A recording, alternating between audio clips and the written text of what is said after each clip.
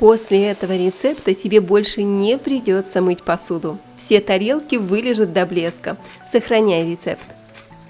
Быстренько разогреваешь сковородку, кидаешь туда говяжий фарш, добавляешь соль, чесночный порошок, немного черного молотого перца по вкусу.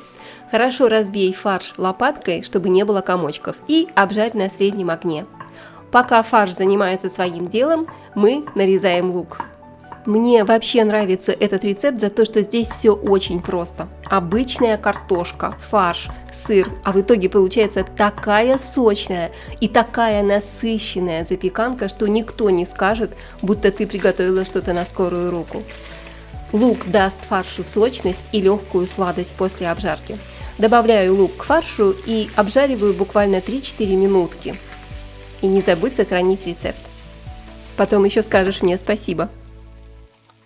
Теперь беру пару зубчиков чеснока, и вот здесь кухня уже начинает пахнуть так, что соседи могут внезапно вспомнить, что хотели к тебе зайти. Я натираю его прямо в сковородку, чтобы весь аромат сразу остался в фарше. Обжариваю буквально 1 минутку и выключаю огонь. А теперь переходим к картошке. Нарезаем ее тонкими ломтиками, но без фанатизма. Слишком толстыми сделаешь, будешь потом заглядывать в духовку каждые 5 минут с вопросом: «Ну что, ты готова?» Здесь тонкие ломтики приготовятся равномерно и хорошо пропитаются соусом. Кстати, с какой страны ты сейчас меня смотришь? Напиши город или страну в комментариях, мне правда очень интересно. А я смазала форму для запекания растительным маслом и выкладываю сюда половину ломтиков картофеля прямо на дно формы. Вот так вот распределяю. Картошку немного подсаливаю и теперь натираю сыр.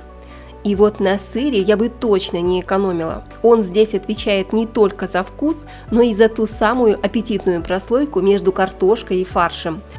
А мы с тобой натерли сыр и возвращаемся к нашему фаршу. Посмотри, какой он получился.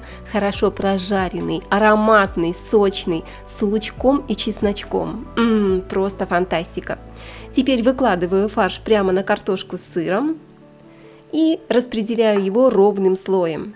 Здесь я стараюсь разложить фарш максимально равномерно, чтобы потом в каждой порции было все сразу. И картошка, и мясо, и сыр. А не так, что одному достался весь фарш, а второму 3 грустных кусочка картошки. А теперь готовим тот самый соус, который здесь все соединит. И делаем его прямо в той же сковороде, где жарился фарш. Потому что зачем мыть еще одну сковороду, если в этой уже остался весь мясной аромат? Я растапливаю сливочное масло, добавляю муку и все хорошо перемешиваю. Обжариваю буквально 1 минутку, чтобы соус потом не имел вкуса сырой муки. Теперь постепенно вливаю сливки, а затем молоко.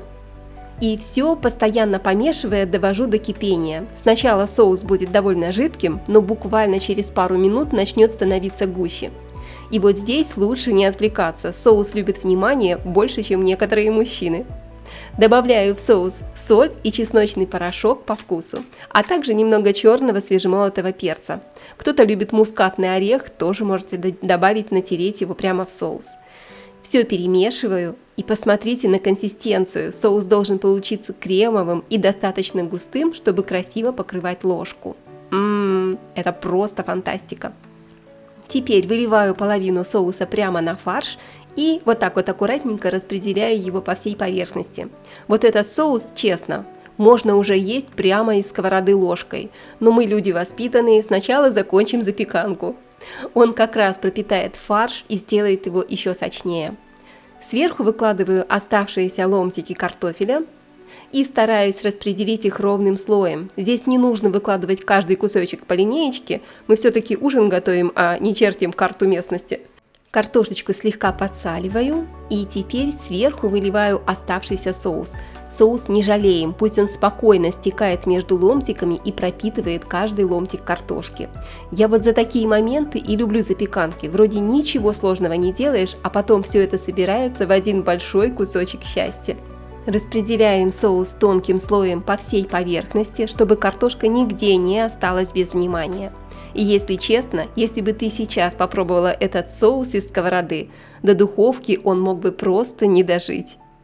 Ну и какой же картофель без приличной сырной шапки? Натираю сверху сыр, и вот здесь можно уже не притворяться скромной, потому что именно он потом превратится в ту самую румяную корочку. Отправляю все в духовку при температуре 180 градусов примерно на час. Ну все уже готово. Посмотри, какая румяная корочка. Картошка мягкая, фарш сочный, а сыр сверху так и тянется. Вот такой ужин я люблю. Просто, сытно и очень вкусно. Сохраняй рецепт, чтобы потом не думать, что приготовить. И скажи, кому дома достанется самый большой кусочек. Ну все, уже жду нашей следующей встречи. И пусть твой день будет вкусным.